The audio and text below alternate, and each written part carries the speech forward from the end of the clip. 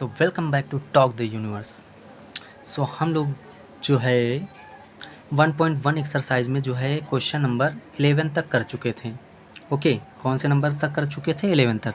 तो हम लोग इस पार्ट में 12th की मतलब कि जो 12 क्वेश्चन नंबर 12 है उसके आगे के क्वेश्चन करेंगे, मतलब क्वेश्चन नंबर 12 करेंगे, फिर उसके आने वाले आगे के क्वेश्चन भी हम लोग करेंगे। और अगर टाइम बचता है तो हम लोग क्वेश्चन नंबर जो पहला इस 1.1 एक्सरसाइज का जो पहला क्वेश्चन है, पहले के भी कुछ क्वेश्चन हम लोग कर लेंगे। ओके, तो देखो बेटा कि इसका 12th नंबर क्वेश्चन है क्या। क्वेश्चन है कि सिद्ध कीजिए, क्या है? सिद्ध कीजिए कि समस्त त्रिभुजों के समुच्चय ए में, मतलब कि त्रिभुजों का मतलब कि त्रिभुजों के जितने भी त्रिभुज हैं सबको एक कलेक्शन बना के एक समुच्चय बनाया गया जो कि है ए। मतलब कि समुच्चय ए जो है वो त्रिभुजों का एक समुच्चय है, मतलब कलेक्शन है त्रिभुजों का। ठीक, में संबंध क्या दिया गया है कि T1, T2 मतलब एक त्रिभुज और दूसरा मतलब किन्हीं दो त्रिभुजों के बीच में। T1 क्या है? पहला त्रिभुज है। T2 क्या है? दूसरा त्रिभुज। तो T1, T2 कुछ इस प्रकार हैं सच दैट कि T1 T2 के समरूप है। क्या है? समरूप है। द्वारा परिभाषित संबंध R एक तुल्यता संबंध है। मतलब ये जो संबंध दिया गया है इस संबंध को हमें तुल्यता संबंध दिखाना है। तुल्यता संबंध बेटा क्या होता है? तुल्यता संबंध होता है कि हमें समतुल्य भी दिखाना है, सममित भी दिखाना है और संक्रामक भी दिखाना है। ओके बेटा। अच्छा, उसके पहले आपको कुछ एक बात बता दें कि आखिर ये समरूप होता क्या है। देखो, समरूप का मतलब होता है सम मतलब समान, और रूप मतलब होता है रूप। मतलब कि जिनका रूप समान हो उन्हें हम कहते हैं समरूप। क्या कहते हैं? समरूप कहते हैं। समझ में आई बात बेटा? ठीक, जैसे कि एक हमने ट्रायंगल बेटा ये बना दिया, समबाहु त्रिभुज ले लिया, और ये छोटा सा समबाहु त्रिभुज ले लिया। अब देखो इसका भी प्रत्येक एंगल कितना होगा? 60-60 का होगा। इसका भी प्रत्येक एंगल 60-60 का होगा। तो देखो देखने में सेम लग रहे हैं, मतलब कि रूप इनका क्या लग रहा है? रूप इनका समान लग रहा है, लेकिन आकार क्या है? आकार छोटा बड़ा है, मतलब कि बराबर नहीं है, लेकिन रूप समान है, इसलिए इनको हम कहते हैं समरूप त्रिभुज। क्या कहेंगे? समरूप।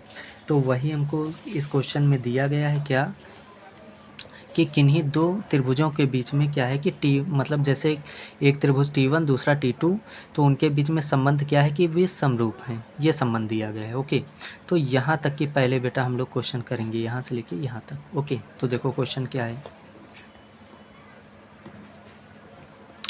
तो संबंध हमें दिया गया है कि जो संबंध R है वो कुछ इस प्रकार है कि T1, T2 मतलब दो त्रिभुज हैं जो कि समरूप हैं। T1, T2 क्या हैं? समरूप हैं। ठीक, ये संबंध हमको दिया गया है। ठीक, हमें दिखाना है तुल्यता संबंध दिखाना है। तो तुल्यता में हमें तीनों चीज़ें दिखानी है, समतुल्य भी दिखाना है, सममित भी दिखाना है और संक्रामक भी दिखाना है। तो देखो पहले हम समतुल्य दिखा लेते हैं।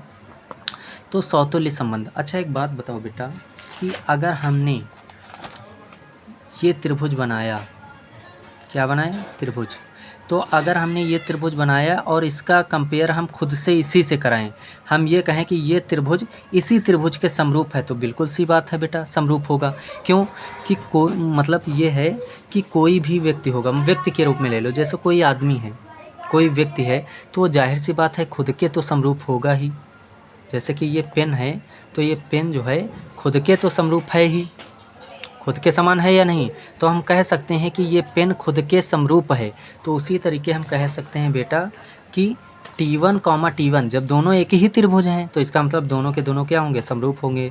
जब एक ही त्रिभुज हैं तो आपस में दोनों क्या होंगे? समरूप होंगे। दोनों का रूप क्या होगा? समान होगा।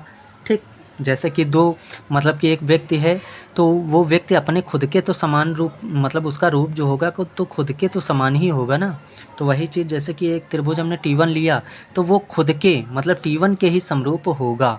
तो हमने ये देखा कि कोई भी त्रिभुज खुद के समरूप होता है तो T1, T1 क्या हो जाएंगे? समरूप हो जाएंगे, क्योंकि T1 दोनों एक ही त्रिभुज हैं। तो हम कह सकते हैं कि T1 के समरूप है। इसका मतलब T1, T1 संबंध R में है। ठीक, जैसे कि यहाँ बेटा क्या था कि अगर T1 T2 समरूप थे तो T1 T2 संबंध में था। तो अगर T1 T1 समरूप है तो इसका मतलब T1 T1 संबंध R में है। तो हम कह सकते हैं कि R जो है समतुल्य संबंध है, क्योंकि हमने पढ़ा है अगर A, जैसे कि जो यहाँ पे है वही कॉमा करके यहाँ पे हो वो संबंध में है, तो इसका मतलब वो समतुल्य संबंध कहलाता है। इसका मतलब T1 T1 अगर संबंध R में है तो हम कह सकते हैं R जो है समतुल्य संबंध है। ठीक, तो समतुल्य संबंध हम लोगों ने देख लिया। अब देखो सममित देख लेते हैं। तो सममित क्या होगा? देखो बेटा, अगर हम कहें क्या कि अगर यदि T1 T2 संबंध R में है तो इसका मतलब T1 T2 के क्या है, समरूप है। तो ये बात बताओ बेटा कि अगर हम ये कहें कि T1 T2 के मतलब T1 T2 का रूप जो है समान है, अगर हम ये कहें T1 T2 के समरूप है, या फिर इसी को कह दें हम T2 T1 के समरूप है, तो बात तो एक ही है ना। समझ पा रहे हैं आप लोग? जैसे कि क्या है कि जैसे कि दो व्यक्ति हैं बेटा, ऐसे समझो, जैसे हमने कहा बेटा कि एक त्रिभुज है, ये क्या है, त्रिभुज, और ये त्रिभुज जो है इस त्रिभुज के क्या है, समरूप है। क्या है? जैसे कि ये त्रिभुज है बेटा और ये त्रिभुज इस त्रिभुज के क्या है, समरूप है। फिर से समझिए, देखो अगर हमने कहा कि ये त्रिभुज इसके समरूप है तो ये भी तो कह सकते हैं ना कि ये त्रिभुज इसके समरूप है। समझ रहे हो बेटा? जैसे हमने कहा कि T1 जो है T2 के समरूप है, तो ये भी तो कह सकते हैं कि T2 जो है T1 के समरूप है। उल्टा मतलब T1 T2 के समरूप है तो ये भी तो कह सकते हैं ना कि T2 भी T1 के समरूप है। मतलब समान में जब रूप में समान है तो चाहे हम T1 T2 कहें, ये कहें कि T1 T2 के समरूप है या फिर T2 T1 के समरूप है, बात एक ही है बेटा। ठीक, तो वही हमने यहाँ पे लिखा क्या कि यदि T1 T2 संबंध R में है तो इसका मतलब है कि T1 T2 के समरूप है। तो हम कहें कि चाहे कहें T1 T2 के समरूप है या फिर कहें T2 T1 के समरूप है, तो बात एक ही है। तो अब देखो बेटा, जब यहाँ T1 T2 था तो पहले यहाँ T1 T2 था, अब अगर यहाँ T2 T1 बनना है तो इसका मतलब T2 T1 हो जाएगा। तो वही बात है कि बेटा कि हम कहें T1 T2 के समरूप है या फिर T2 T1 के समरूप है, बात दोनों एक ही है कि दोनों आपस में समरूप हैं। तो अब T2 जो लिखा T2 T1 संबंध R में है। समझ रहे बेटा? जैसे हमने कहा T1 T2 संबंध में R में था तो इसका मतलब क्या था कि T1 T2, लेकिन अब यहाँ अगर T2 T1 आ रहा तो हम लिख सकते हैं कि T2 T1 संबंध R में है। और यही चीज़ तो हमें सममित में दिखानी होती थी कि अगर यहाँ T1 T2 है तो यहाँ इसका उल्टा अगर संबंध R में दिख जाए, जैसे कि T1 T2 संबंध R में दिख रहा है तो अगर T2 T1 भी संबंध R में दिख गया तो सम्मित होगा। तो वो हम देखो T2 T1 भी संबंध R में दिख गया, इसका मतलब R जो है सम्मित संबंध है। ओके बेटा, तो ये भी हो गया। अब दिखाना है संक्रामक संबंध। देखो अगर बेटा हम कहें कि एक त्रिभुज इसके समरूप है, क्या कहें, ये वाला इसके क्या है, समरूप है, मतलब कि T1 जो है T2 के समरूप है। ठीक, और जो T2 है वो T3 के समरूप है। क्या है, T3 के। तो देखो T1 T2 के समरूप है, T2 T3 के समरूप है, तो इसका मतलब बेटा ये भी इसके क्या होगा, समरूप होगा। समझ रहे हैं आप लोग? मतलब कि इनका अगर आपस में रूप समान है, देखो इनका रूप समान है और इनका रूप समान है। फिर से समझो, इनका रूप समान है और इनका रूप समान है, इसका मतलब ये भी आपस में इनका भी रूप क्या होगा, समान होगा। तो वही चीज़ हमने बेटा लिखा, यदि T1 T2 संबंध R में है तो इसका मतलब T1 T2 के समरूप है। T1 T2 अगर संबंध R में है तो इसका मतलब T1 T2 के समरूप है। और अगर T2 T3 भी संबंध R में है तो इसका मतलब T2 T3 के समरूप है। तो अगर T2 T1 के समरूप है और T2 ही T3 के समरूप है तो हम कह सकते हैं कि T1 T3 भी आपस में क्या होंगे, समरूप होंगे। क्या कह सकते हैं, T1 T3 भी T1 T3 के समरूप है। ठीक, इसका मतलब T1 T3 भी संबंध R में आ गया। ठीक, तो देखो T1 T2 संबंध R में था और T2 T3 संबंध R में है, तो T2 T2 हटाओ, अगर T1 T3 भी संबंध R में है तो हम कह सकते हैं R क्या है, संक्रामक संबंध है। ओके बेटा, तो ये सम्मित भी हो, समतुल्य भी हो गया, और देखो समतुल्य भी हो गया, सम्मित भी हो गया और संक्रामक भी हो गया। इसका मतलब अतः संबंध R जो है वो तुल्यता संबंध है। ओके बेटा, तो इतना आप लोग जो है ये क्वेश्चन हो गया है और आई होप आप लोगों को अच्छे से समझ में आ गया होगा। अगर नहीं समझ में आता है थोड़ा सा आप लॉजिक लगाइए और वीडियो को बैक कीजिए, फिर से देखिए, फिर से समझिए। ओके, तो डेफिनेटली आपको समझ में आ जाएगा। ठीक, तो ये क्वेश्चन था। और बेटा इन क्वेश्चन को करने के लिए आप हमेशा, जैसे फिलॉसफी होती है ना कि अगर ये है तो ये है, और ये है तो ये है, तो ये भी, मतलब कि ये है तो ये है, अगर ये है तो ये है, इसका मतलब ये भी ये हो सकता है। इस टाइप की पॉसिबिलिटीज़ अपने अंदर आप लोग क्रिएट किया करिए। जैसे कि ये है तो ये है, ये है तो ये है, इसका मतलब ये भी होगा। ऐसी पॉसिबिलिटीज़, ऐसे तर्क लगाना आप लोग अपने आप में बिल्ड कीजिए। आपको बड़ा ही हेल्प मिलेगा इन चीज़ों से, इन क्वेश्चन को करने में। ठीक, तो इसका आप लोग इतना जितना हो गया, इसका आप लोग स्क्रीनशॉट ले लीजिए। पहले क्वेश्चन का स्क्रीनशॉट ले लीजिए आप लोग। ठीक, हो गया। अब इसके आगे आप लोग ये स्क्रीनशॉट ले लीजिए। इतना ले लिया। अब इसके आगे ये जो सम्मित संबंध हम लोगों ने देखा है, ये भी आप लोग ले लीजिए। हो गया बेटा। अब इसके आगे ये आप लोग ले लीजिए इसका। ठीक, अब इसके आगे जो क्वेश्चन, इतना हम लोगों ने कर लिया। देखो अब क्या कर लिया, इतना क्वेश्चन हम लोगों ने सॉल्व कर लिया। अब बचा है ये वाला, यहाँ से लेके ये इतना क्वेश्चन भी देखते हैं आखिर क्या कह रहा है। ठीक, तो देखो यहाँ से लेके यहाँ तक की जो बचा है ये क्वेश्चन देखते हैं। देखो क्या कह रहा है क्वेश्चन में। क्वेश्चन में कह रहा है भुजाओं 3,4,5 वाले समकोण त्रिभुज T1, मतलब कि कोई एक त्रिभुज T1 लिया हमने और उसकी भुजा क्या है 3, 4, 5। मतलब कि देखो बेटा हम समझाते हैं आपको। मतलब कि कोई एक समकोण त्रिभुज लिया हमने। क्या लिया बेटा?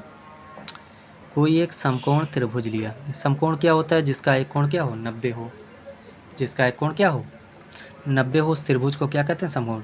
इसको हमने लिखा T1 त्रिभुज। इसको क्या हमने माना कि ये त्रिभुज जो है वो T1 है। ठीक, जिसकी भुजा है 5, 4, 3, मतलब कि 3, 4, 5। इस जिसकी भुजा क्या है 3, 4, 5, जिसकी भुजा है 3, 4, 5। तो ऐसा एक समकोण त्रिभुज लिया हमने जिसकी भुजा है बेटा 3, 4, 5। हाँ, तो बेटा इसकी भुजाएं हैं 3, 4, 5। तो देखो आगे क्वेश्चन में क्या कह रहे हैं। क्वेश्चन में कह रहे हैं भुजाओं 3, 4, 5 वाले समकोण त्रिभुज T1, ठीक, कॉमा भुजाओं 5, 12, 13, कितना है 5, 12, 13 वाले समकोण त्रिभुज T2 तथा भुजाओं 6, 8, 10 वाले समकोण त्रिभुज T3 पर विचार कीजिए। ठीक, पर क्या करना है? विचार करना है। ठीक, तो देखो बेटा क्या करना है, यहाँ पर तीन, मतलब एक त्रिभुज है जिसकी भुजा है 3, 4, 5 और एक और त्रिभुज है बेटा जिसकी भुजा है हमारे पास कितनी है 5, 12, 13, मतलब कि 5, 12 और 13।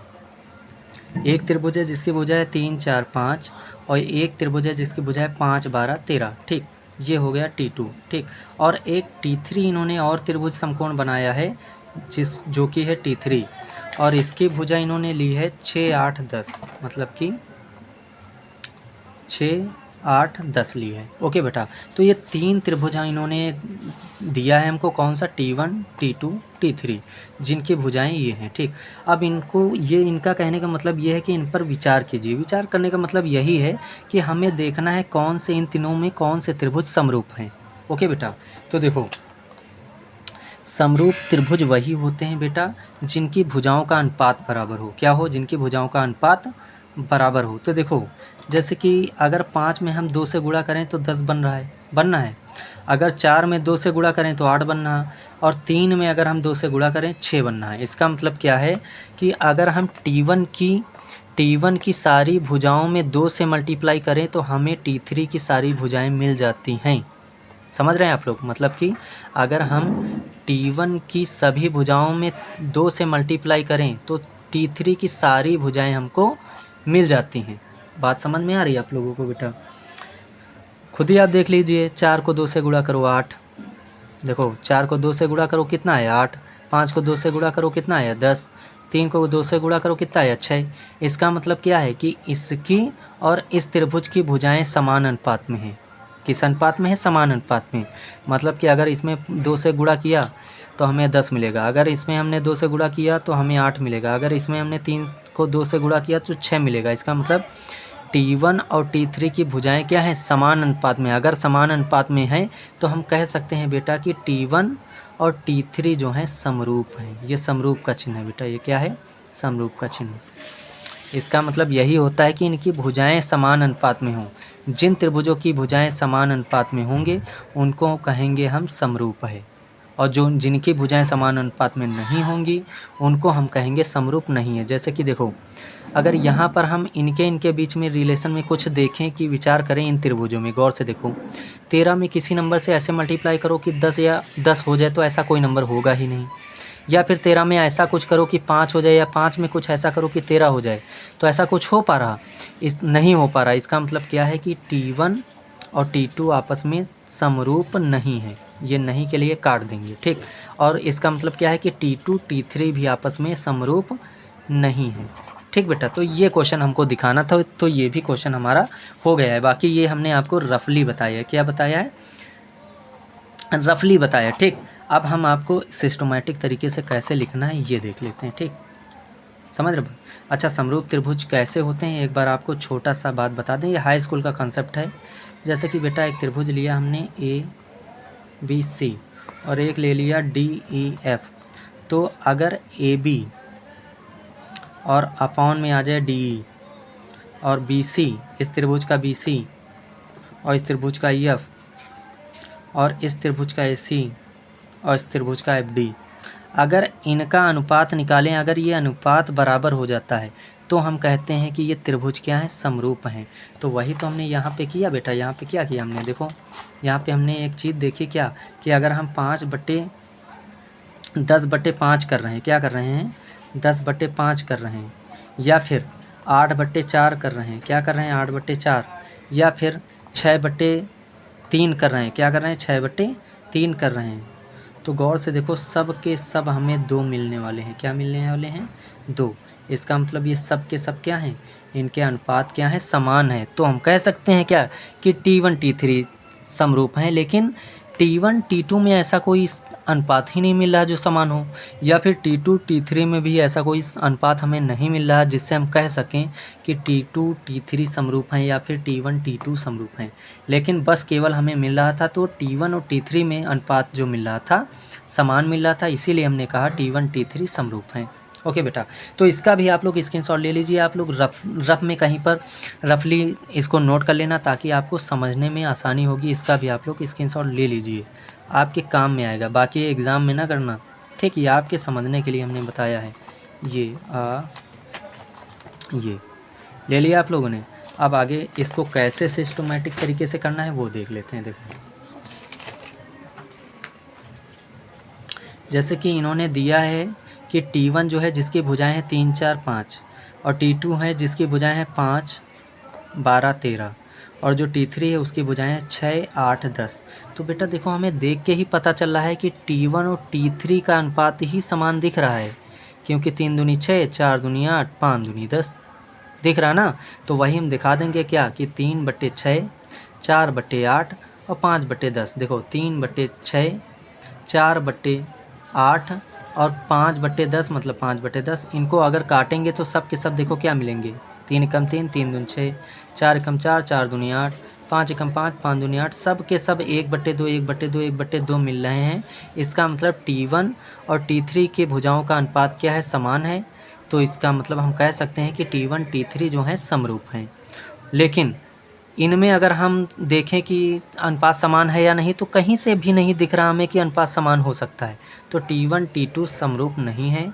इसी प्रकार T2 और T3 में भी कहीं से हमको नहीं दिख रहा कि इनका अनुपात समान है, तो इसलिए T2 T3 भी समरूप नहीं है। ओके बेटा, तो इस तरीके से आप लोग सिस्टमैटिक तरीके से इसको आप लिखेंगे। ओके, तो ये भी हो गया, इतना सा है। आप लोग इसका जो है स्क्रीनशॉट ले लीजिए और अच्छे से इसको भी अच्छे से करना। अगर आपके मन में डाउट आ रहा है कि T1 T2 में कैसे अनुपात समान नहीं, तो आप ही बताओ कि 3 में ऐसी किस नंबर से हम मल्टीप्लाई करें कि 5 हो जाए, या फिर 5 को किस नंबर से मल्टीप्लाई करें कि 13 हो जाए। कोई मिल रहा है? कोई कनेक्शन ही नहीं मिल रहा। तो इसका मतलब है कि T1 T2 समरूप नहीं है। या फिर आपसे कहें कि 13 में ऐसे किस नंबर से मल्टीप्लाई करें कि 10 हो जाए, तो कोई कनेक्शन मिल रहा नहीं मिल रहा। इसका मतलब है कि T2 T3 समरूप नहीं है। ओके बेटा, तो ये क्वेश्चन आप लोगों का हो गया। तो हम लोग अब नेक्स्ट क्वेश्चन की ओर चलते हैं। ओके बेटा, तो इसका आप लोग स्क्रीनशॉट ले लीजिए। आगे नेक्स्ट क्वेश्चन की ओर हम लोग चलते हैं। हाँ तो बेटा, अगला क्वेश्चन है हमारा क्वेश्चन नंबर 13। तो क्वेश्चन नंबर 13 जो है, क्वेश्चन ये दिया गया है बेटा कि कि सिद्ध कीजिए कि समस्त बहुभुजों मतलब क्या होता है बेटा, बहुभुज उन्हें कहते हैं हम जिनमें 3 या 3 से अधिक भुजाएं हों। क्या हों? ऐसी आकृतियां जिनमें 3 या 3 से अधिक भुजाएं हों उन्हें हम बहुभुज कहते हैं। ओके बेटा, तो देखो के समुच्चय ए में, ठीक, एक संबंध आर दिया गया है कि P1, P2 इस प्रकार है सच दैट कि P1 तथा P2 की भुजाओं की संख्या समान है। ये क्वेश्चन बेटा उसी तरीके से है जैसे हमने एक क्वेश्चन किया था कि पुस्तकालय में क्या है, किताबों का एक समुच्चय है। ए में एक संबंध आर है कि, और वो आर इस प्रकार है कि x, y belongs to R अगर है तो उसमें x तथा y में पेजों की संख्या समान है। तो कुछ उसी प्रकार से बना रहे हैं बेटा ये क्वेश्चन, ठीक है। और ये क्वेश्चन हमने जो किया था सेम वैसा ही है। तो आपको, हमें नहीं लगता ज़्यादा समझने में दिक्कत होगी क्योंकि ऑलरेडी ऐसा क्वेश्चन हम लोग कर चुके हैं। बस वहाँ किताबें थीं तो उनके बीच में हमें देखना था कि अगर x, y है तो उसमें x तथा y में पेजों की संख्या समान है।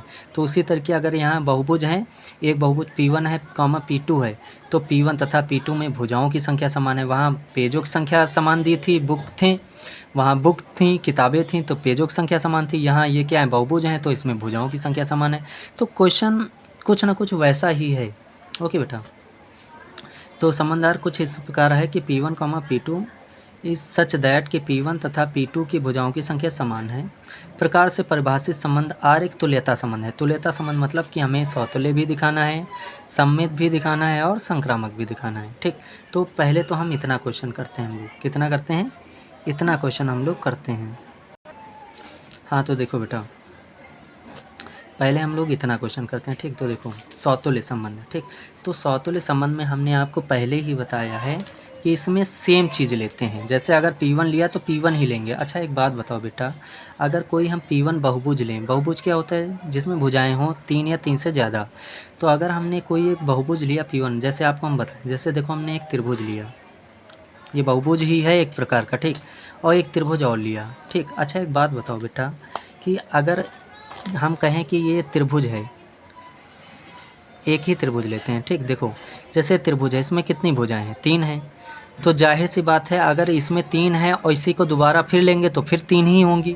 क्यों? क्योंकि उसी त्रिभुज को हम बार बार उठा रहे हैं। तो अगर हम सेम बहुभुज या सेम त्रिभुज को उठाएंगे तो 3 ही भुजाएं तो होंगी।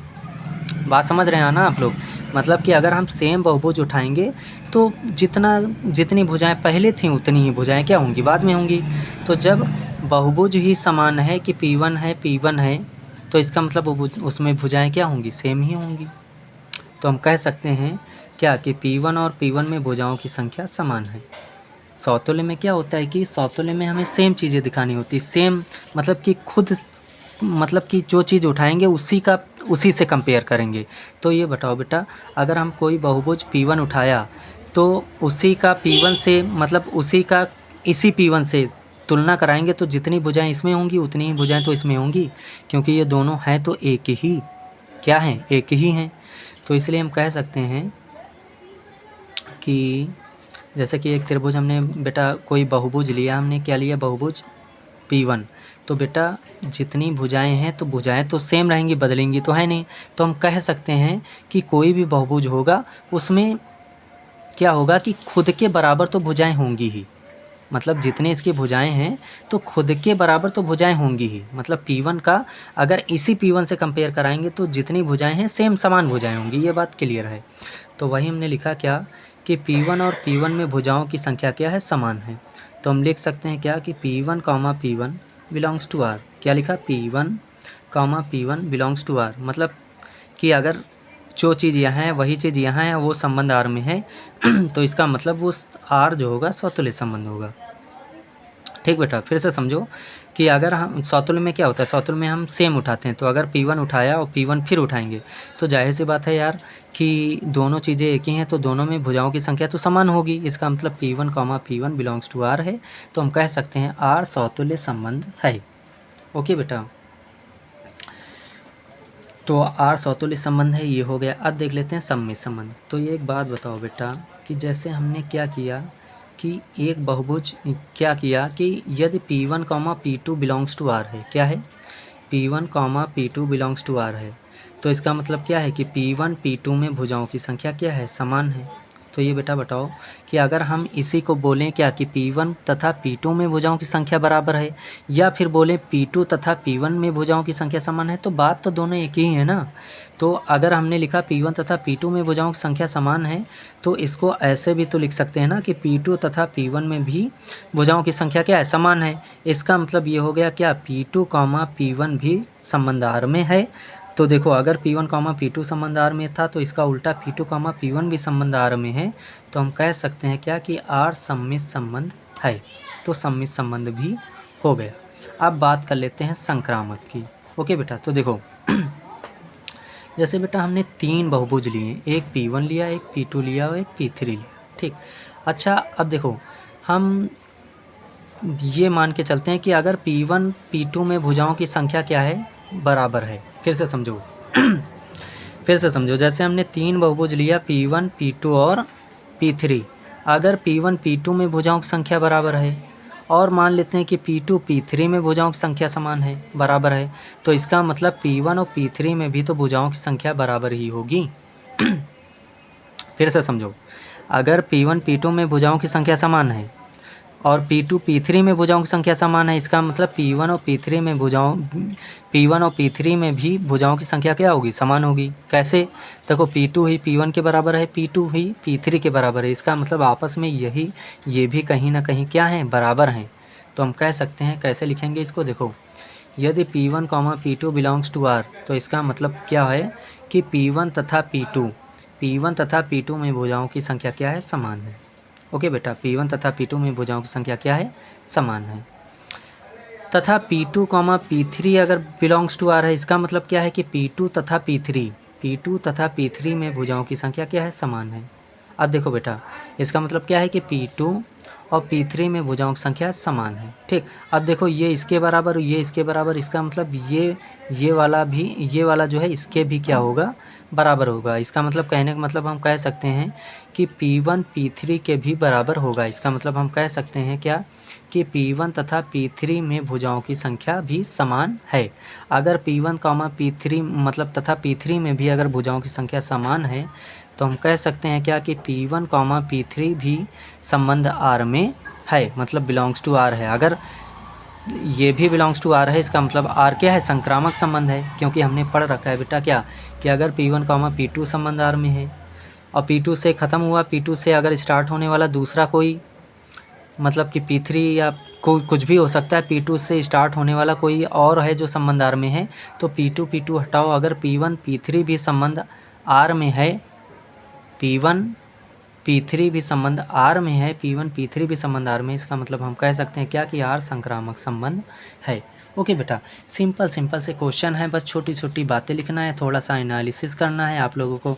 फिलॉसफी जो होता है ना, दर्शन शास्त्र जैसे फिलॉसफी कहते हैं ना, बहुत बड़े फिलॉसफर न बनो जैसे, वैसे ही फिलॉसफी अगर आपको आती है लगानी, मतलब तर्क लगाना, तो ये बस क्वेश्चन चुटकियों में सॉल्व होंगे, ठीक। तो ये क्वेश्चन बेटा हो गया, इसका आप लोग जो है स्क्रीनशॉट ले लीजिए। अच्छा, इसके पहले एक बात और कर लेते हैं, इस क्वेश्चन में एक बात और कही थी इन्होंने, ये क्वेश्चन इतना हो गया बेटा, इसका आप लोग जो है स्क्रीनशॉट ले लीजिए। पहले ले लिया, इन्होंने ये कह रखा था, इसके आगे देखो यहाँ तक कि हम लोगों ने सॉल्व कर लिया, ठीक। इसके आगे इन्होंने कहा था कि 3, 4 मतलब 3, 4 और 5 लंबाई की भुजाओं वाले, मतलब क्या कहा है कि 3, 4 और 5 लंबाई की भुजाओं वाले समकोण त्रिभुज, मतलब कि एक ऐसा त्रिभुज जिसकी भुजाएं हैं 3, 4, 5, ऐसा समकोण त्रिभुज है जिसकी भुजाएं हैं 3, 4, 5, ठीक। भुजा वाले त्रिभुज से संबंधित समुच्चय ए के सभी अवयवों का समुच्चय ज्ञात कीजिए। मतलब कि देखो बेटा, ये इनका कहने का मतलब बस इतना है कि अगर एक समकोण त्रिभुज हमने लिया, ऐसा कुछ समकोण त्रिभुज लिया जिसकी भुजाएं हैं 3, 4, 5, तो ये जो समुच्चय था, ये बहुभुजों का जो समुच्चय था, बहुभुज जितने भी बहुभुज थे, बहुभुज उनका जो समुच्चय था वो क्या था, ए था, क्या था, ए था, ठीक। तो ये जो त्रिभुज है वो इस समुच्चय ए से किस प्रकार कनेक्टेड है, इनका कहने का मतलब बस इतना ही है। ये कह रहे हैं कि ये जो त्रिभुज है वो समुच्चय ए से किस प्रकार कनेक्टेड है। तो बेटा ये कनेक्टेड बस इसी प्रकार हो सकता है कि ये एक त्रिभुज है, तो इसका मतलब इसके जितने भी त्रिभुज होंगे वो समकोण भी हो सकते हैं, समबाहु भी हो सकते हैं, समद्विबाहु भी हो सकते हैं। मतलब कहने का मतलब कोई भी त्रिभुज हो, अगर समुच्चय ए का मतलब समुच्चय ए का कोई भी त्रिभुज हो, कोई भी त्रिभुज हो, कौन सा हो, कोई भी त्रिभुज हो, ठीक, उससे ये कनेक्ट होगा बस। और किससे होगा, अगर ये त्रिभुज है तो समुच्चय ए में जितने भी त्रिभुज होंगे उन्हीं से तो बस समुच्चय, मतलब कि देखो ये क्या है, त्रिभुज है, तो इसका मतलब ये समुच्चय ए के जितने त्रिभुज होंगे उन्हीं से तो कनेक्ट हो पाएगा, बाकी थोड़ी ना कनेक्ट हो जाएगा। मतलब अगर चतुर्भुज ले लिया तो चतुर्भुज से तो कनेक्ट होगा नहीं, क्यों, क्योंकि ये त्रिभुज है। तो इसका मतलब समुच्चय ए के जितने त्रिभुज होंगे, क्या होंगे, जितने त्रिभुज, उन्हीं से ये त्रिभुज जो है कनेक्ट हो पाएगा। तो वही इन्होंने क्वेश्चन में कहा है कि अगर समकोण त्रिभुज हमने लिया जिसकी भुजा है 3, 4, 5, तो वो जो है समुच्चय ए के सभी अवयवों से किस प्रकार मतलब कि किस प्रकार कनेक्टेड हो सकता है।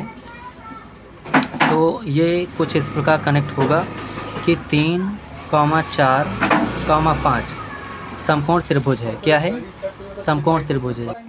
तो हम कह सकते हैं क्या बेटा कि 3, 4, 5 वाला जो समकोण त्रिभुज है, ठीक, जो कि आर के सभी, मतलब कि ये जो आर था हमारा, ये संबंध जो आर था, ठीक, ये आर क्या था, बहुभुजों वाले जो भी था, ठीक, उनसे जो आर मतलब संबंध था उसमें क्या थे, उसमें यही था कि जितने भी बहुभुज हैं उनमें भुजाओं की संख्या समान है। तो ये जो बहुभुजों का संबंध आर था, ये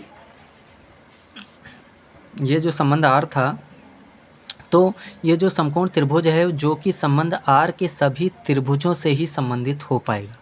फिर से वही बात आपको बता रहे हैं कि ये जो त्रिभुज है वो केवल उन्हीं से कनेक्ट होगा जो त्रिभुज होंगे। तो इसीलिए इन्होंने कहा कि जो समकोण त्रिभुज है जो कि आर के सभी त्रिभुजों, ठीक, समझ पा रहे हैं, मतलब कि संबंध आर के सभी त्रिभुजों से संबंधित है। बस इतनी सी बात आपको लिखनी है, इसका भी आप लोग स्क्रीनशॉट ले लीजिए, ठीक। फिर से आपको समझा दें, ये बात थोड़ा सा समझना थोड़ा सा टफ पड़ रहा है आपको, समझिए। देखो इन्होंने कहा था कि 3, 4, 5 लंबाई के भुजाओं वाले समकोण त्रिभुज से संबंधित समुच्चय ए, ठीक, संबंधित समुच्चय ए के सभी अवयवों का समुच्चय ज्ञात कीजिए, ठीक, सभी अवयवों का समुच्चय ज्ञात कीजिए। तो बेटा समुच्चय, जो जाहिर सी बात, अगर ये त्रिभुज है तो त्रिभुज वाला ही समुच्चय बनेगा। तो वही चीज़ हमने बेटा लिख दिया यहाँ पे, क्या, कि जो 3, 4, 5 वाला समकोण त्रिभुज है, ठीक, वो संबंध आर के सभी त्रिभुजों से संबंधित होगा, क्योंकि ये त्रिभुज है तो आर के केवल त्रिभुजों से ही संबंधित होगा। ओके बेटा, तो इसका आप लोग आई होप स्क्रीनशॉट ले चुके होंगे। तो ये भी क्वेश्चन हमारा हो गया बेटा, आप अच्छे से इसको समझिए, अच्छा क्वेश्चन है, ठीक। अगर समझ में नहीं आता है तो आप बैक कीजिए, फिर से देखिए और समझिए, जहाँ पे ना आए कमेंट कीजिए, बताइए कहाँ पे नहीं आ रहा है, ठीक। तो आगे आने वाले नेक्स्ट वीडियो में हम पूरी कोशिश करेंगे कि उस चीज़ को फिर से आपके सामने रिपीट करें। ओके, तो ये क्वेश्चन हमारा बेटा हो गया है। तो अगले क्वेश्चन नंबर हम 14 पे चलते हैं, ठीक, 14 नंबर क्वेश्चन पे। हाँ तो बेटा अगला क्वेश्चन हमारा है जो कि है 14 नंबर। ओके, 14 नंबर है। क्वेश्चन क्या कह रहा है, क्वेश्चन कह रहा है कि मान लीजिए कि एक्स वाई तल में मतलब कि ऐसा कोई एक्स वाई तल होगा, जैसे कि ये एक्स है, ओह सॉरी, ये बेटा एक्स है और ये क्या है हमारा वाई है। इस तल में क्या है कि बहुत सारी ऐसे बहुत सारी क्या हैं, रेखाएं बनी हुई हैं। ये सब क्या बनी हुई हैं, रेखाएं बनी हुई हैं, ठीक। तो उसी के बारे में इन्होंने बात की है कि मान लीजिए एक्स वाई तल में स्थित समस्त रेखाओं का समुच्चय एल है, ठीक। और ये जितनी भी रेखाएं हैं इनका जो समुच्चय है वो क्या है, एल है। वो क्या है, एल है। ओके, और एल में, इसी एल में जो संबंध आर है वो डिफाइन कुछ इस प्रकार किया गया है कि L1, L2, ठीक, मतलब दो रेखाएं हैं जो कुछ इस प्रकार हैं कि अगर L1, L2 कुछ इस प्रकार हैं सच दैट कि L1 समांतर है L2 के, ये संबंध हमको दिया गया है, ठीक। द्वारा परिभाषित संबंध आर है। सिद्ध कीजिए कि आर एक तुल्यता संबंध है। तुल्यता मतलब फिर से वही चीज़, तुल्यता बतानी है तो आपको तीनों चीज़ दिखानी होंगी, सौतुल्य भी दिखाना होगा, सममित भी दिखाना होगा और संक्रामक भी दिखाना होगा। ओके, फिर आगे क्या कह रहे हैं, पहले तो हम यहाँ तक की क्वेश्चन करेंगे बेटा, ठीक। फिर आगे क्या कह रहे हैं, रेखा y बराबर 2x + 4 से संबंधित समस्त रेखाओं का समुच्चय ज्ञात करो। ओके, तो ये जो क्वेश्चन इतना है ये हम लोग बाद में देखेंगे, पहले यहाँ से लेके यहाँ तक की क्वेश्चन हम लोग कर लेते हैं, ठीक, कि कैसे क्या करना है। हाँ तो बेटा पहले आप लोग क्या कीजिए, इस क्वेश्चन का आप लोग स्क्रीनशॉट ले लीजिए। ओके, अब ये क्वेश्चन सॉल्व करते हैं। देखो क्या है, जो संबंध R दिया गया है वो ये दिया गया है कि अगर दो हम लाइनें लें, ठीक, तो वो कुछ इस प्रकार हैं कि L1 समांतर है L2 के, ठीक, मतलब L1 लाइन जो है, L1 रेखा जो है वो समांतर है L2 के, ये बात बताई गई है, ठीक। तो देखो सबसे पहले हम लोग करेंगे सौतुल्य संबंध। क्या करेंगे, सौतुल्य संबंध। तो सौतुल्य संबंध में जाहिर सी बात बेटा हमने आपको पहले ही बताया है कि इसमें सेम चीज़ लेते हैं, मतलब कि खुद का खुद से पहले हम संबंध देखते हैं। तो जैसे कि अगर हमने L1 लिया, क्या लिया, L1, ठीक, तो L1 ही लेंगे, मतलब दोनों बार सेम लेंगे, L1 L1 ले लिया।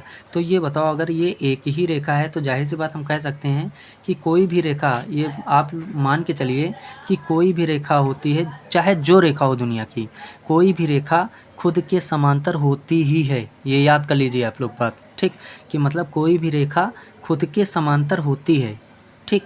तो लिखेंगे L1 तथा L2, सॉरी बेटा, L1 तथा L1 समांतर हैं। अगर समांतर हैं तो हम कह सकते हैं क्या, कि L1, L1 संबंध R में हैं। L1, L1 belongs to R, मतलब संबंध R में है।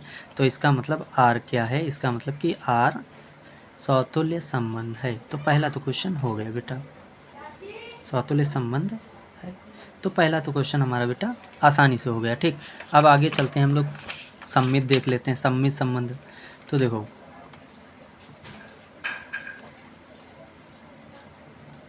सममित संबंध में देख लेते हैं। देखो यदि L1, L2 belongs to R है, क्या है, L1, L2 belongs to R है, इसका मतलब क्या है, इसका मतलब है इम्प्लाइज दैट कि L1, L2 के समांतर है। क्या है, L2 के समांतर है, यही तो बात हुई बेटा। इन्होंने दे ही रखा है कि अगर L1, L2 संबंध R में है, इसका मतलब ये दोनों समांतर होने चाहिए। तो अगर L1 L2 के समांतर है, L1, L2 संबंध R में है, तो हम कह सकते हैं कि L1 जो है L2 के समांतर है, ठीक। तो देखो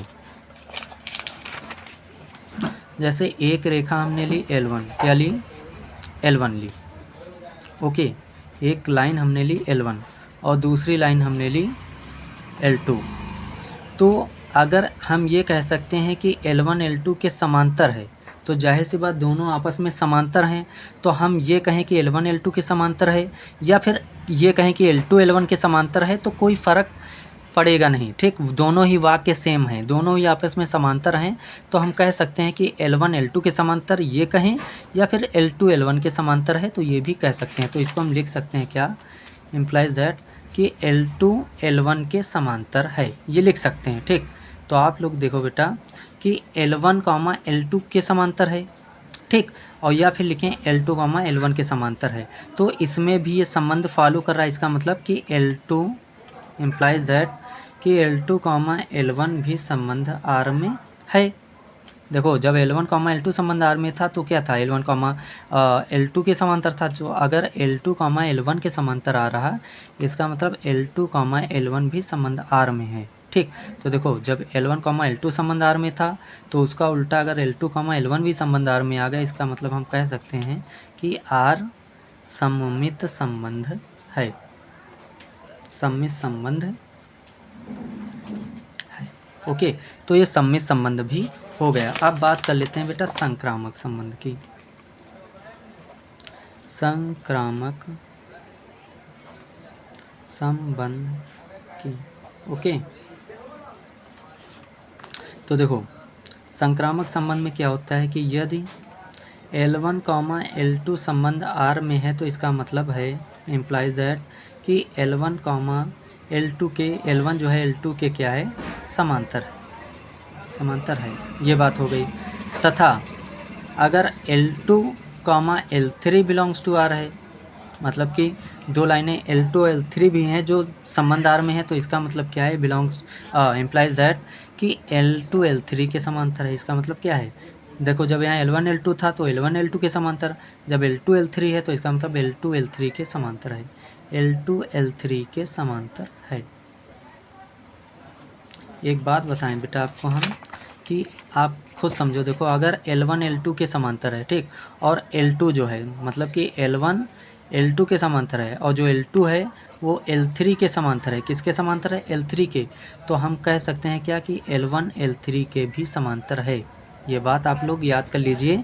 ये क्या होते हैं, ये आप कह सकते हैं कि एक हिसाब के थ्योरम्स हैं, प्रमेय हैं, ठीक, कि अगर दो रेखाएं समांतर हैं आपस में और फिर दो रेखाएं आपस में समांतर हैं, समझो बेटा, अगर ये रेखा इसके समांतर है और ये वाली इसके समांतर है, ये रेखा इसके समांतर है और ये रेखा इसके समांतर है, तो ये भी रेखाएं आपस में क्या होंगी, समांतर होंगी। मतलब ये वाली इसके समांतर और ये वाली इसके समांतर है, तो ये भी रेखाएं आपस में समांतर होंगी। ये वाली इसके समांतर और ये वाली इसके समांतर, तो इसका मतलब ये भी आपस में समांतर होंगी।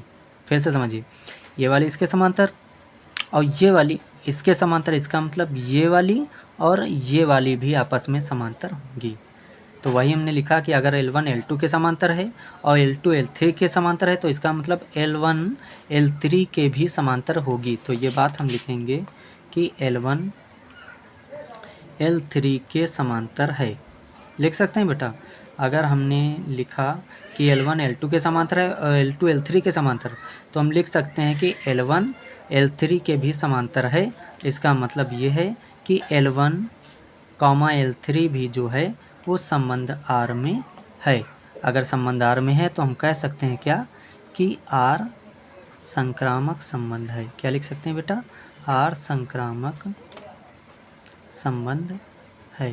तो ये भी क्वेश्चन इतना हमारा हो गया बेटा, इसका भी आप लोग स्क्रीनशॉट ले लीजिए। ओके, इतना आप लोग जो पहले है इतना स्क्रीनशॉट ले लीजिए आप लोग, अच्छे से हो गया।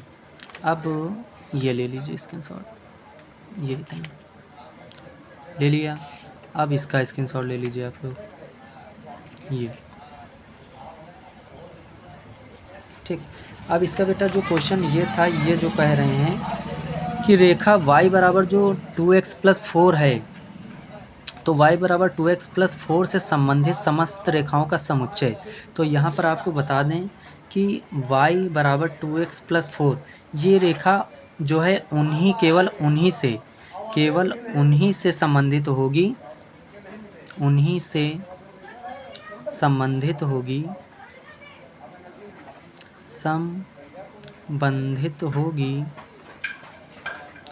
जो इसके समांतर हूँ। क्या हूँ, समांतर हूँ। क्योंकि संबंध ही हमें समांतर वाला दिया गया है, इसका मतलब क्या होना चाहिए कि ये रेखा उन्हीं से केवल संबंधित होगी जो इसके क्या हों, समांतर हों। कहने का मतलब कि अगर इसकी प्रवणता की हम बात करें तो प्रवणता इसकी कितनी है, प्रवणता इसकी बेटा 2 है। क्या है, 2।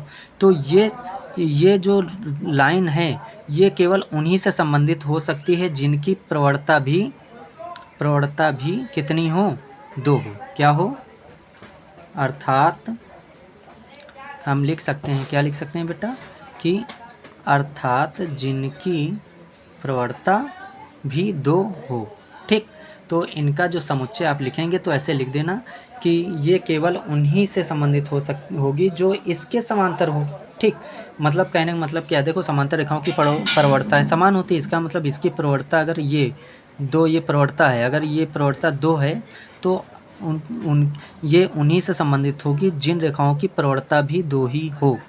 ठीक, तो ये इससे संबंधित सभी रेखाओं का समुच्चय लेंगे तो वो क्या होगा कि इसके समांतर रेखाओं, जो जितनी भी रेखाएं इसके समांतर होंगी, क्या होंगी, जितनी भी रेखाएं इसके समांतर होंगी, जितनी भी रेखाएं इसके समांतर होंगी, ऐसे आप लोग लिख लेना कि जितनी भी रेखाएं इसके समांतर होंगी उन्हीं सबका समुच्चय जो होगा इससे संबंधित होगा। ओके बेटा, तो आप लोग ऐसे लिख सकते हैं कि क्वेश्चन में कहा गया कि रेखा y बराबर 2x 4 से संबंधित समस्त रेखाओं का समुच्चय, तो लिख देना रेखा y बराबर 2x प्लस 4 से संबंधित समस्त रेखाओं का समुच्चय इस रेखा के y बराबर 2x प्लस 4 के, लिख देना क्या लिखना है, लिख देना रेखा, हम नीचे लिखे देते हैं, ठीक बेटा, क्या होगा, लिख देना रेखा y बराबर 2x प्लस 4 से संबंधित सभी रेखाओं का समुच्चय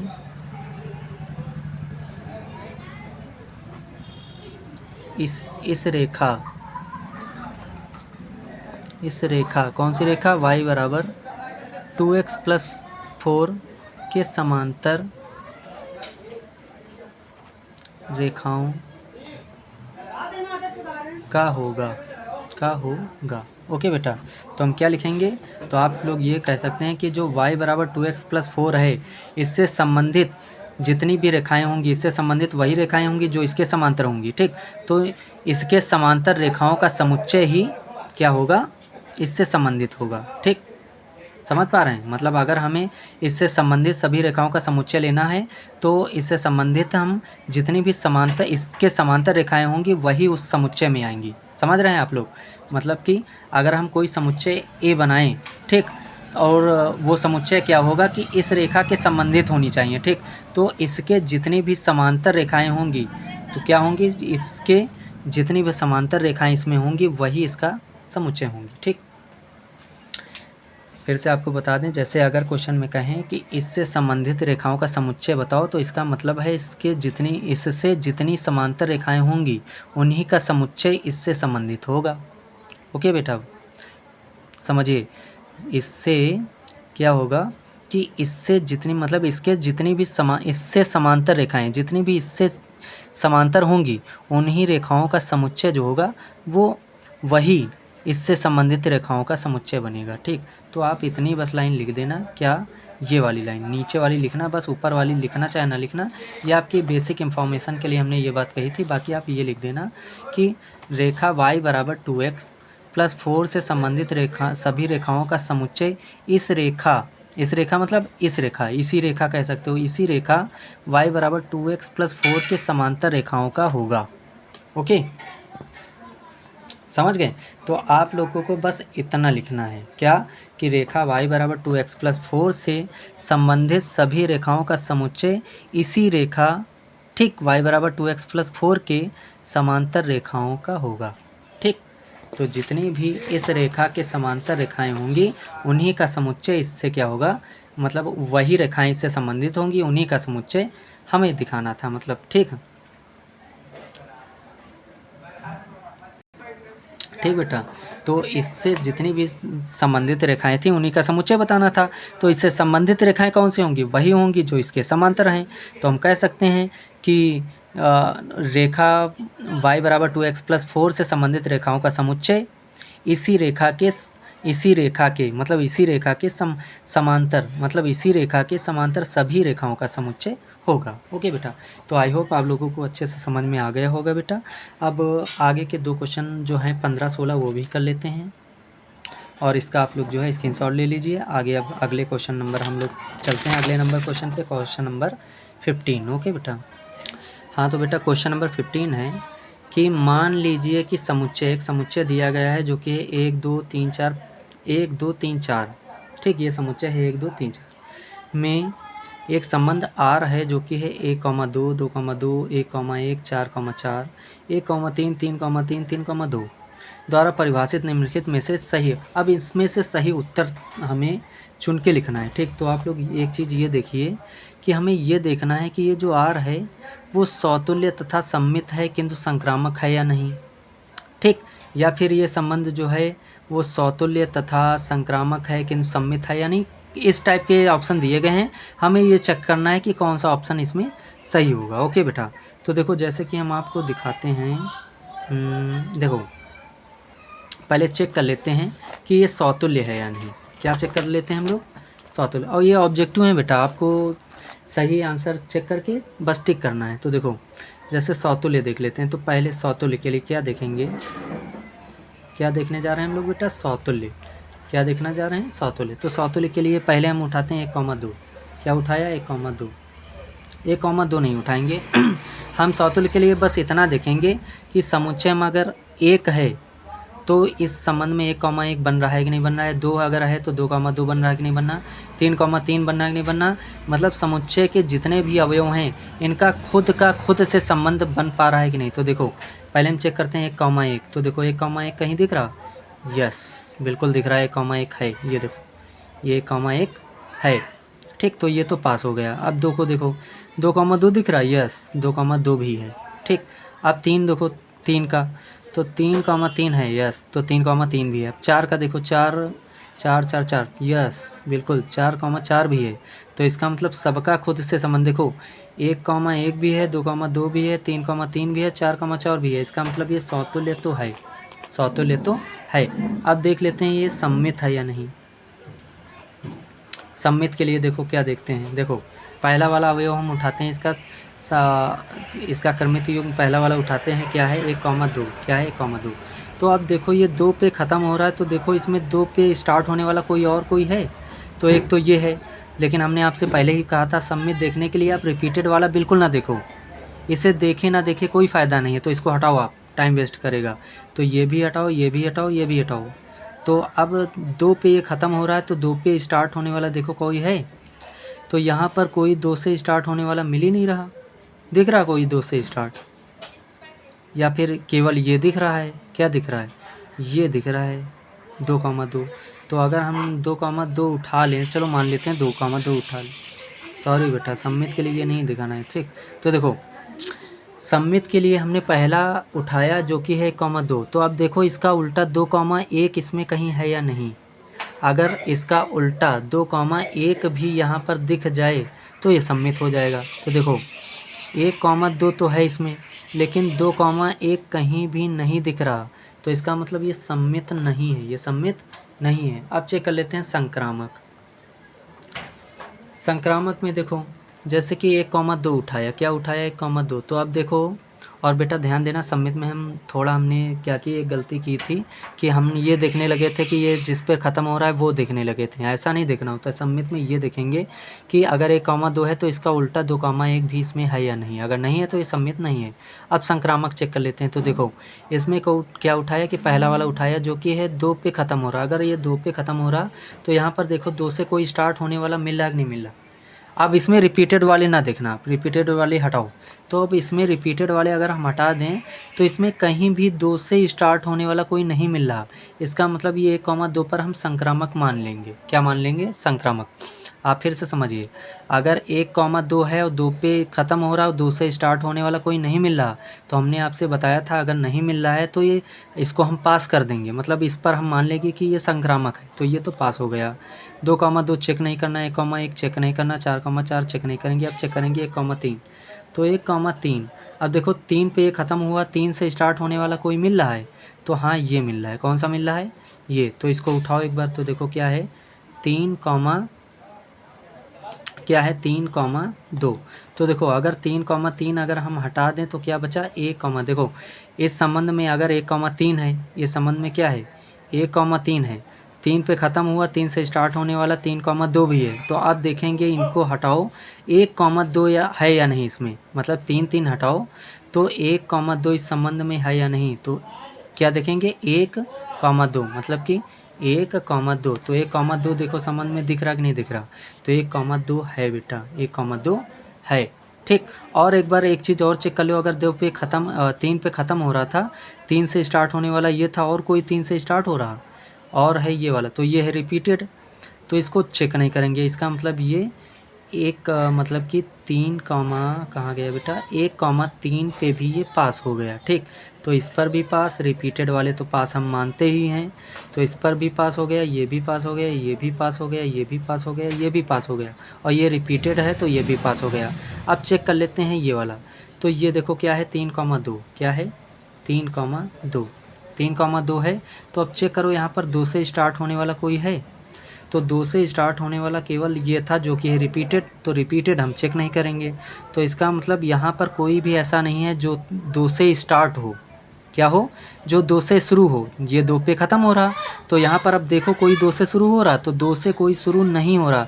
इसका मतलब ये भी हम इस पर भी पास कर देंगे, ये भी संक्रामक हम लोग मानेंगे। इसका मतलब ये ओवरऑल संक्रामक है, ये संक्रामक है। तो इसका मतलब क्या है कि ये सौतुल्य भी है और संक्रामक भी है, लेकिन सममित नहीं है, सममित नहीं है। तो ऑप्शन देखो इसमें कौन सा मिल रहा। अब देखो इसमें कौन सा ऑप्शन है जो सौतुल्य हो और संक्रामक हो किंतु सममित ना हो, तो वो ऑप्शन है ये वाला, बी वाला। देखो बी वाला है, कैसे देखो, बी वाला खुद ही देखो लिखा है ना, और सौतुल्य तथा संक्रामक तो है किंतु सम्मित नहीं है। यहाँ देखो, और सौतुल्य तथा संक्रामक तो है लेकिन किंतु सममित नहीं है। ओके बेटा, तो ये हमारा क्वेश्चन हो गया। आपको एक बात फिर से हम रिवीजन करा दें कि संक्रामक देखने के लिए हम लोग ये देखते हैं, अगर संबंध आर में ए कॉमा बी है, तो अगर ये बी से स्टार्ट हो रहा तो अब मतलब कि अगर संबंध में ए कॉमा बी है, अगर ये बी पे ख़त्म हो रहा तो संबंध में हम लोग ये देखते थे कि बी से शुरू होने वाला कोई है या नहीं। अगर होता था तो आगे का प्रोसेस हम लोग चेक करते थे, अगर नहीं होता था तो हम लोग इसको पास कर देते थे। पास मतलब कि मान लेते थे कि ये इस पर क्या है, संक्रामक है। तो ये तो हो गया कि ये सौतुल्य भी है, संक्रामक भी है, लेकिन सम्मित नहीं है। ओके बेटा, अब बात कर लेते हैं 16 नंबर क्वेश्चन की। इसका आप लोग स्क्रीनशॉट ले लीजिए, या आप लोग क्वेश्चन कर डालना। ओके बेटा, और ये क्वेश्चन आप लोग अपने आप से भी मतलब सॉल्व करना, कॉन्सेप्ट लगाना, कैसे क्या सौतुल्य आ रहा है, कैसे क्या सम्मित है या नहीं संक्रामक। और इस टाइप के क्वेश्चन हम आपको बहुत करा चुके हैं, एग्जाम्पल तो करा ही चुके हैं, ऐसे भी कराया है। ठीक, तो क्वेश्चन नंबर 16 देखते हैं। देखो क्वेश्चन नंबर 16 कह रहा है बेटा कि मान लीजिए कि समुच्चय n मतलब कि कोई प्राकृतिक संख्या है, मतलब नेचुरल नंबर का समुच्चय है। किसका है, प्राकृतिक संख्याएं को n से लिखते हैं, तो वही नेचुरल नंबर का एक समुच्चय है जिसमें एक संबंध r दिया गया है कि जो r है वो a कॉमा b कुछ इस प्रकार है कि a बराबर b-2, मतलब कि a जो है b से 2 कम है। a बराबर क्या है, b-2, और b क्या है, b जो कि 6 से बड़ा है। क्या है, 6 से बड़ा है। द्वारा प्रदत्त संबंध r है, निम्नलिखित में से सही उत्तर चुनिए। ठीक, तो देखो हमें ये देखना है बेटा कि इस संबंध R में इनमें से कौन सा क्रमित युग्म, इस क्रमित मतलब इनमें से कौन सा क्रमित युग्म है जो इस संबंध R में है। ओके, तो चेक करो एक बार। देखो यहाँ पर चेक कर लेते हैं। देखो जैसे कि यहाँ हमें संबंध दिया गया है a बराबर b-2, मतलब कि a बराबर b-2। इसका मतलब क्या है कि अगर हमने पहला वाला ऑप्शन उठाया, क्या है 2,4, तो देखो पहला वाला a होता है और दूसरा वाला क्या होता है, b होता है। तो गौर से देखो कि अगर हम यहाँ पर 4 रखें, मतलब b की वैल्यू 4 रखें, तो 4 में 2 घटाएंगे, 2 मिल रहा है कि नहीं मिल रहा। पहली बात तो बेटा ये है कि हमें b की वैल्यू जो है यहाँ पे 6 से बड़ी रखनी है, और यहाँ b की वैल्यू क्या है, 4 है, जो कि 6 से क्या है, छोटी है। इसका मतलब ये तो ऑप्शन गलत है, क्योंकि b की वैल्यू हमें 6 से, b की जो वैल्यू है 6 से क्या करनी है, बड़ी लेनी है। तो इसका मतलब ये ऑप्शन गलत हो गया। ठीक, और आगे चलते हैं। इसमें b की वैल्यू देखो 8, जो कि 6 से बड़ा है। क्या है, 6 से बड़ा है। अच्छा, अगर 6 से बड़ा है तो इसको चेक कर लेते हैं। तो देखो इसको चेक करते हैं, तो ये वाला a है हमारा, और ये वाला क्या है, b है। तो यहाँ पर चेक करके देखो, b की वैल्यू अगर हम 8 रखें, क्या रखें, 8, तो 8 में से अगर हम 2 घटाएंगे, 8 रखा, 8 में से अगर ये 2 घटाना है ना, 2 घटाया तो कितना आएगा, 8 में से 2 घटाया 6 आएगा। तो यहाँ पर 6 होना चाहिए, तो 6 तो है नहीं, यहाँ तो 3 है। इसका मतलब ये भी ऑप्शन क्या हो गया, गलत हो गया। अब एक बार डी वाला चेक कर लेते हैं। तो डी वाला देखो क्या है, 8,7। इसका मतलब ए वाला 8 है और बी वाला क्या है, 7 है। अब देखो बी वाला कितना है, 7, तो 7 में से हमें देखो बी में से 2 घटाना है, तो 7 में से अगर हम 2 घटाएंगे, क्या करेंगे, यहाँ चेक कर लेते हैं। यहाँ देखो, यहाँ चेक कर लेते हैं। देखो अगर बी वाला कितना है, 7 है, तो 7 में से अगर 2 हमने घटाया, क्या किया, 2 हमने घटाया तो क्या मिलेगा, 5। तो यहाँ 5 होना चाहिए था, तो 5 तो है नहीं, ए की वैल्यू 8 दिखा रहा। जबकि इसके हिसाब से जब बी की वैल्यू हम 7 रखेंगे तो 7 में 2 घटाएंगे, आ रहा 5, तो इसका मतलब ए की वैल्यू 5 होनी चाहिए था, लेकिन यहाँ 8 है। इसका मतलब ये भी ऑप्शन क्या है, गलत है। अब बचा ऑप्शन सी। इसको एक बार चेक कर लेते हैं। तो देखो ये क्या है, 6,8 है, क्या है 6,8 है। तो देखो संबंध क्या है कि a बराबर b-2 है। इसका मतलब b की जो वैल्यू है, b की वैल्यू उसमें से 2 हम घटाएंगे। तो b की वैल्यू अगर हमने 8 रखा तो 2 इसमें से घटाएंगे तो क्या मिलेगा, हमें 6 मिलेगा। और 6 यहाँ पर दिख रहा है। अगर b की वैल्यू हमने 8 रखा, 8 में 2 घटाया 6 आया। इसका मतलब ये 6 हमें यहाँ दिखना चाहिए और दिख भी रहा। इसका मतलब ये ऑप्शन हमारा बेटा सही है। ठीक, तो ये हमें देखना था कि ये क्रमित युग्म इसमें है या नहीं। तो बस यही देखना था कि b की वैल्यू पहली बात 6 से बड़ी होनी चाहिए थे। तो ये ऑप्शन तो यहीं गलत हो गया था, क्योंकि यहाँ पर b की वैल्यू 4 है जो कि 6 से छोटी है। अब यहाँ पर b की वैल्यू बड़ी है, यहाँ पर बड़ी है, यहाँ पर बड़ी है। तो यहीं पर हमें आप आंसर मिल सकता है। तो हमने जब b की वैल्यू 8 रख के यहाँ पर देखा, 8 रख के देखा, 8 में से 2 घटाया तो मिला 6। तो यहाँ पर 6 तो है नहीं। 8 में से जब 2 घटाया तो मिला 6, 6 तो यहाँ नहीं है। इसका मतलब ये ऑप्शन गलत। अब यहाँ पर देखो 7 है, 7 में से घटाया, 7 में से 2 घटाया तो आया 5। तो यहाँ तो 5 है नहीं, तो ये भी आंसर क्या हो गया, गलत। अब यहाँ पर है 8, 8 में से जैसे ही हमने 2 घटाया आया 6, और 6 यहाँ पर है। इसका मतलब ये ऑप्शन सही हो गया। ठीक बेटा, और आपको ये वाला जो इसका भी आप लोग स्क्रीनशॉट ले लीजिए। इसका भी आप लोग ये क्वेश्चन अच्छे से अपने आप से एक बार रिपीट करके अपने आप से भी सॉल्व करना, अच्छे से हो जाएगा। ठीक, अच्छा ये क्वेश्चन जो बेटा था 50 नंबर, इसमें हमने आपको संक्रामक चेक करना बड़े ही डेप्थ में वेल डेफिनीशन में बताया है कि कैसे अच्छे तरीके से आप, हमने बहुत अच्छे से अच्छे तरीके से डिफ़ाइन कर रखा है कि संक्रामक चेक करना। एक बार आपको फिर से बता दें, अगर संबंध कहीं संबंध आर में a, b हो और b, c भी हो तो b हटाओ, अगर a, c भी उस संबंध में दिखे तो संक्रामक होता है। ये हो गया पूरा प्रोसेस। लेकिन अगर उस संबंध R में a, b तो दिखे, ठीक, लेकिन जैसे कि a, b तो दिखे लेकिन b, c ना दिखे, क्या हो कि a, b तो दिखे लेकिन b, c ना दिखे, ये ना दिखे, तब भी पर हम उसको संक्रामक के तौर पर पास कर देते हैं, संक्रामक मान लेते हैं।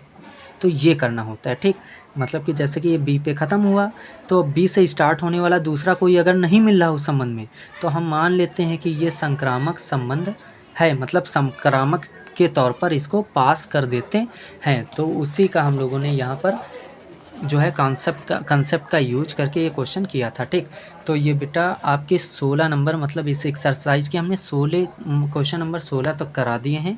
अब बस आपका एक क्वेश्चन बचा है, क्वेश्चन नंबर 1, वो हम आगे आने वाले नेक्स्ट वीडियो में करा देंगे। उसी में हम आपको क्वेश्चन नंबर 1 भी कराएंगे और उसी में हम आपका एक्सरसाइज 1.2 जो कि फलन वाली है, कौन सी है, फलन वाली, कौन सी है, फलन वाली। तो फलन फंक्शन भी उसी में हम आपको स्टार्ट कर देंगे, उसमें फंक्शन का बेसिक्स आपको बताएंगे। ओके बेटा, आई होप आप लोगों ने ये अच्छे से समझ लिया होगा। अगर समझ में नहीं आया तो आप लोग वीडियो पीछे से कीजिए, फिर से देखिए, समझिए। जहाँ पे अगर फिर भी नहीं आता है तो आप लोग कमेंट कीजिए और हमें बताइए। तो आने वाले नेक्स्ट वीडियो में हम पूरी कोशिश करेंगे कि उस आपकी क्वेरी को, आपके उस क्वेश्चन को हम फिर से रिपीट करके आपको अच्छे से समझा पाएँ। ओके बेटा, तो आज के लिए बस इतना ही। आप लोग अपना ध्यान रखना और पढ़ते रहिए और लाइक शेयर करते रहिए थोड़ा सा, और हंसते रहिए, मुस्कुराते रहिए और पढ़ते रहिए। ठीक, ओके बेटा, bye bye, take care, love you all.